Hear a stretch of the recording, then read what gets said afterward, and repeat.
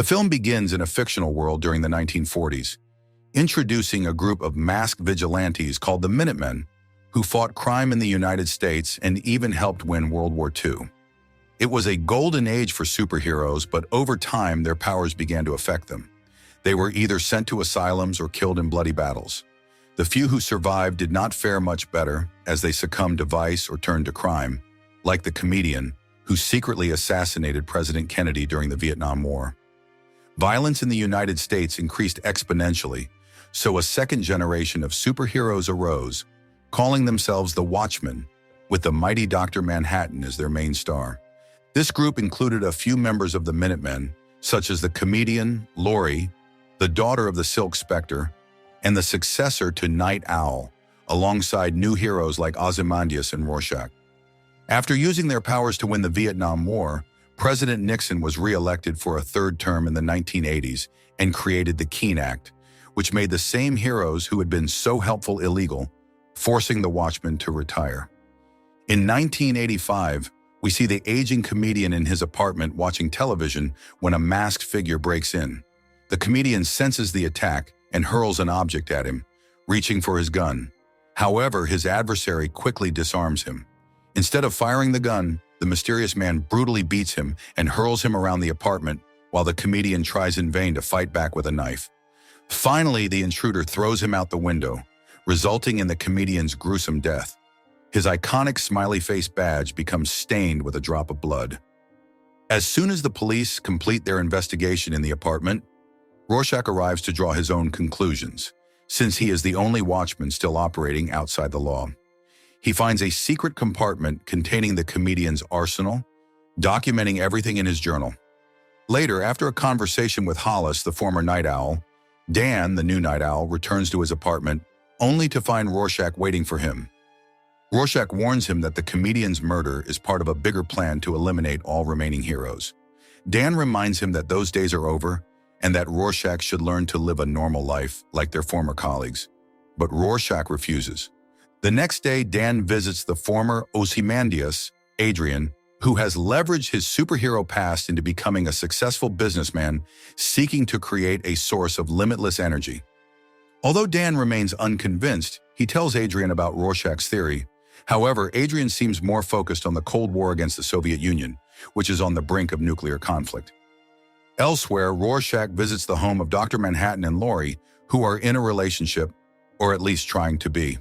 In theory, Manhattan can see the future, which might help identify the comedian's killer, but this time, he cannot foresee anything, likely because of the imminent nuclear holocaust. Nevertheless, Rorschach keeps insisting on his theory, so Manhattan teleports him outside.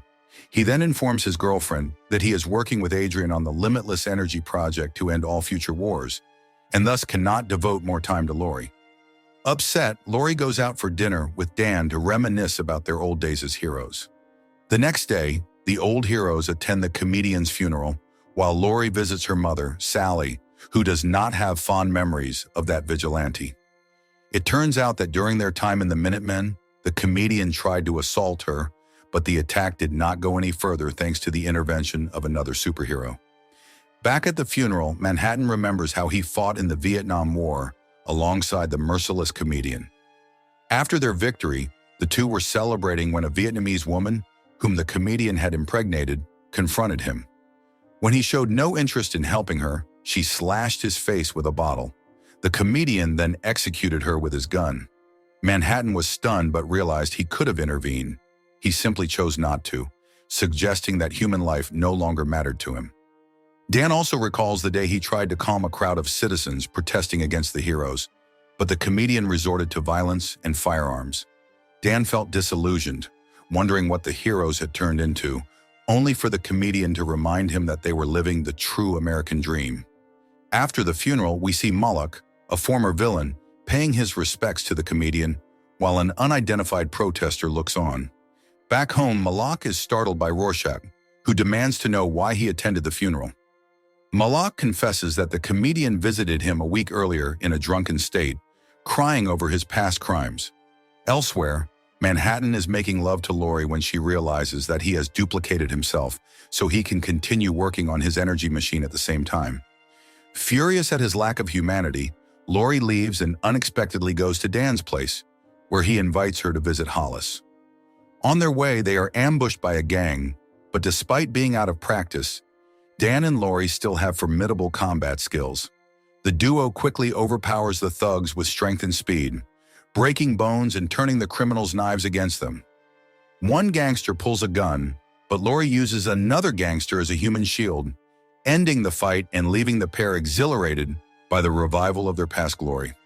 Meanwhile, Manhattan appears on a talk show, facing accusations that his powers have caused cancer in former associates, including his ex-girlfriend Janie. Manhattan tries to leave, but the reporters keep hounding him with questions. Enraged, he yells at them to leave him alone and teleports to Mars. There he recalls the days when he was John, an ordinary human working in a lab with Janie. Everything was fine until he left his watch inside the intrinsic field chamber. He got locked inside by accident, and the chamber's rays disintegrated him. In the days that followed, a strange blue entity tried to rematerialize in the lab until it finally succeeded, though he was no longer John, but Dr. Manhattan. Realizing the extent of his powers, President Nixon asked him to help end the Vietnam War, making him the United States' most powerful weapon. Afterward, he joined the Watchmen, fell in love with Laurie, and broke off his relationship with Janie. However, in the present day, Manhattan has grown tired of humanity's trivial problems and begins constructing a massive device on Mars. Hearing of Manhattan's departure, President Nixon grows concerned because they have lost their primary defense against the Soviet threat. Meanwhile, Adrian Ozymandias deals with some businessmen who criticize him for trying to produce free energy. After reminding them of all he has done for the country, a hired assassin suddenly shows up and guns down the businessman. Using his abilities, Adrian quickly overpowers the assassin, but the assailant kills himself by swallowing a poison capsule. Because of this attack, Dan proposes that Laurie move in with him for their mutual safety. Rorschach, meanwhile, breaks into the apartment of the assassin, Roy, and finds his employee ID for the transnational company, whose logo he also spotted among Moloch's letters. Rorschach heads out to confront the ex-villain, but finds Moloch recently murdered. Suddenly, the place is surrounded by a large contingent of police who had been tipped off that Rorschach would be there. They accuse him of murder. Rorschach resists arrest by using a flamethrower spray and a grappling gun, knocking out several officers. He jumps out of a window, where even more policemen await him. Vastly outnumbered, they eventually subdue him and remove his mask. News of Rorschach's identity, Walter Kovac, shocks both the media and the criminal underworld. Inside prison, a psychologist tries to persuade Walter to cooperate with a mental evaluation, which could get him transferred to an asylum instead of remaining in the prison populated by criminals who want him dead. During the inkblot test, Walter recalls his childhood, when his mother rejected him and he was bullied in the streets, though he never hesitated to use violence to defend himself. Later, as a vigilante, he used to spare criminals until he discovered one who had killed a little girl and fed her to his dogs. Rorschach murdered the perpetrator in cold blood using a penknife.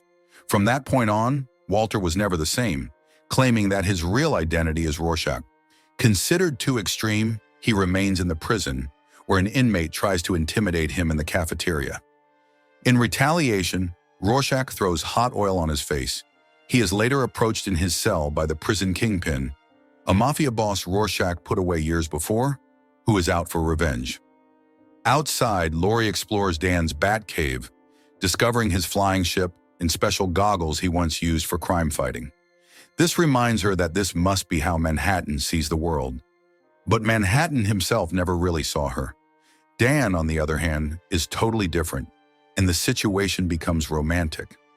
After sleeping together, Dan confesses how much he misses being a hero, so he convinces Laurie to put on their costumes and go on patrol in his flying ship. Night Owl and Silk Spectre are back. Before long, they come across a burning apartment building. Dan uses his ship to shoot down a water tank, while Laurie rescues the residents just in time before the entire place explodes. After dropping off the survivors on safe ground, Dan sets the ship to autopilot so they can make love again. In the aftermath, they both decide they must rescue Rorschach, believing he has fallen into a trap. A riot breaks out in the prison, providing the perfect distraction for the kingpin to attack Rorschach. One of the boss's thugs reaches through the bars, but Rorschach binds his arms, forcing another criminal to cut them off with a saw to open the cell. Once free, Rorschach easily dispatches the henchman. With the kingpin cowering in the restroom, Rorschach retrieves his outfit and his cherished mask. At the same time, Dan and Laurie enter the prison, defeating several rioting inmates in seconds with well-honed combat moves. Their old instincts have quickly returned. They reunite with Rorschach, who has one last errand to run in the bathroom before leaving. After returning to Dan's hideout, they are suddenly visited by Manhattan, who instantly teleports himself and Laurie to Mars. Once there, he creates an oxygen bubble for her and shows her the massive machine with which he plans to reshape Mars as he pleases, explaining that he no longer cares about humanity. Meanwhile, Rorschach and Dan dig into Roy's background at a local bar and discover that he was hired by Janie and that she works for the company Pyramid. The two decide to break into Adrian's office, hoping he has more information. To their shock, they learn Adrian owns that very conglomerate. Rorschach also discovers confidential files about Dr. Manhattan. At the same time, Adrian celebrates the final construction of his energy reactor in the Antarctic. Suddenly, his scientific colleagues begin collapsing. It turns out Adrian poisoned their drinks. Moments later, the device disintegrates the scientists because Adrian cannot risk anyone else using his genius. Rorschach leaves his journal, containing all his evidence, with a newspaper reporter before heading to Antarctica with Dan. On Mars, Laurie attempts to persuade Manhattan that humanity is worth saving.